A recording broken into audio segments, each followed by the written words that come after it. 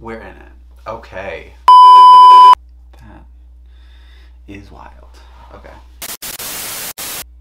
Man, there was something I was gonna say. Shoot. Shoot. That's too sexual.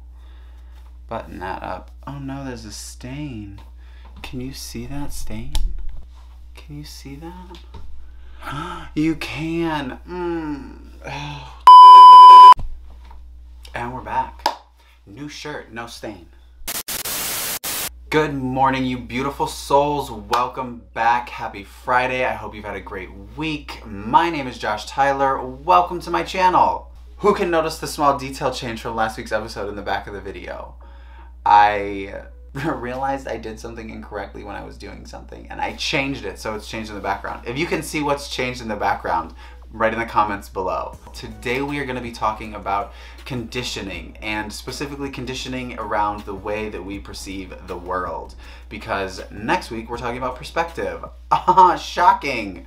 If you want to watch next week's episode, you have to watch today's episode, and today's episode kind of correlates to last week's episode. So if you're not watching these in sequential order, you might be missing some stuff because they're all building on one another. But anyway, let's get into the topic. So you know me, we're on video, whatever it is now, and we're always gonna probably start in the dictionary. So guess where we're starting? In the dictionary. And what does conditioning mean?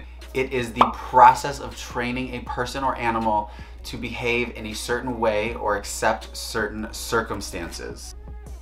After reading that, the first thing I obviously think of is Pavlov's dog, which if you've ever taken a science class or watched The Office, you know that basically it's just getting someone to drool on command. I am obviously not talking about animals here. I am talking about the way that we as humans become conditioned throughout our life to think and act in ways that we think are acceptable simply because they have been consistent in our life. And while that may have been consistent, they might not be the healthiest or best way to be looking or living our life. As you know, growing up in a small town, I have all of the best examples of incorrect conditioning. I grew up believing that men dominate the household, men are the dominant controlling entities in the home. I grew up believing that boys and girls couldn't live together before marriage, but little did my parents know that I was a homosexual, which makes that argument even funnier because they were like, no, we want you to live with a boy, and I deep down was like, yeah, sure, I'll live with the boy. And then many other scads of homophobic things that came out of my little town's mouth. Now, the reason that I had said this ties back to the insecurity episode is because some of those things fed into insecurities that I had as I was younger. So conditioning can contribute to some insecurities, which all of these first 4 episodes are gonna ball together, so bear with me.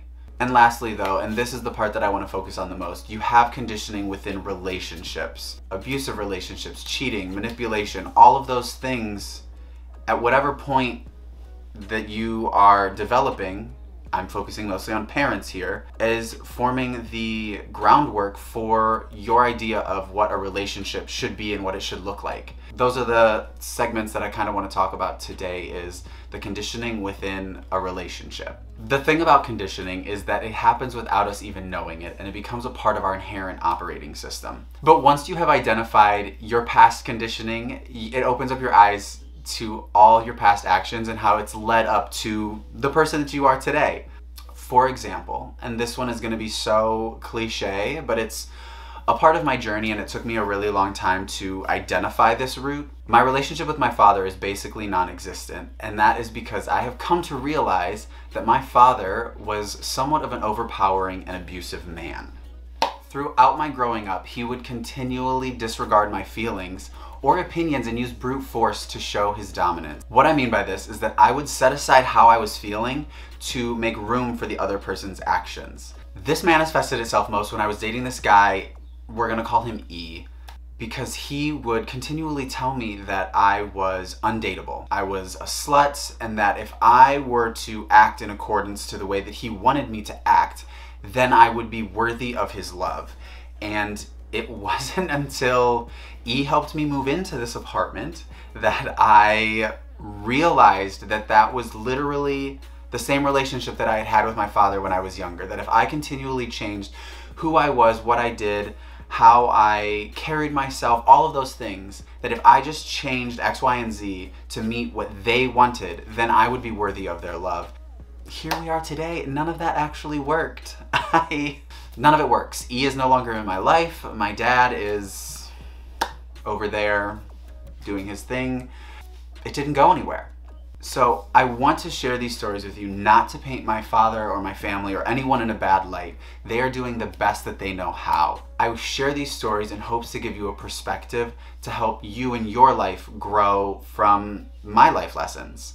Our parents are the key players in forming our early relationships, and sometimes, most of the time, they get it wrong.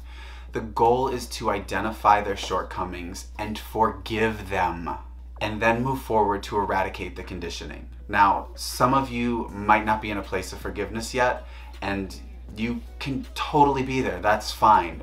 We all go through places of giving forgiveness at different points in our life. But the key is to identify their conditioning and the things that might be repetitive in your life with relationships with people and connections and all of those types of things. And separating the forgiveness from getting you on track first is most important, because once you get yourself on track, then you can move to a place of forgiveness. I have been able to forgive my parents. I don't talk to my dad that much, but that's because he still has the same mindset, and the boundary that I have set is that I will not tolerate any level of change in who I am. Now, if I want to grow and do anything, that's on me, but I will not change for him. Whole nother video. We'll move on. So, I hope today's episode has been helpful. Please like, subscribe, do all that jazz. You know the drill. It helps me, it helps you. I want to continue to create these videos in hopes of helping people grow. Done a lot of self-reflection and it's helped. And if any of you out there are in need of any counseling, please, I'm going to put links below for any sort of outreach that you might have. Please reach out. Mental health is hugely important, and I want all of us to grow to be the best that we can be. Have a great weekend, be good and do good, and I will see you next weekend. Bye. That was like a really good stream of consciousness. Can you see me looking down, I wonder?